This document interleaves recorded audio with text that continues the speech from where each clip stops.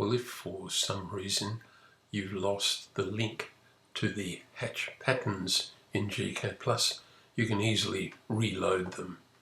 And that's done by go to Draw and down to Hatch, and you can navigate to any position on your computer. The files, I'm using a Mac here, they're usually in gCADPlus and Drive C and Program Files, gCADPlus, User Data. Here are the hatch patterns here.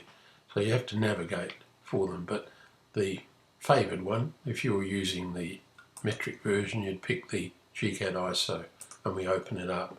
Now you can see the file, the link is here, and we've got all of the hatch patterns that should be there are now visible.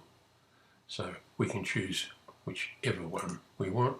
So that's the current one, and we can OK it. Now let's just draw a rectangle like so, and then draw hatch, and we pick the entity like so, hit the enter key. Just check that density. The density of 14 could be a little bit high. Let's just see how we go. I'd try and get that down to about 2 or 3, somewhere in that range. Yeah, I think that's just a little high. If you come across any hatch patterns from the AutoCAD world, gCADPlus can also load those. So we just go Draw, Hatch, and do the same thing. You just change your pointer to a different directory. So I could now load the Imperial hatch pattern, and there are lots that can be downloaded from the internet.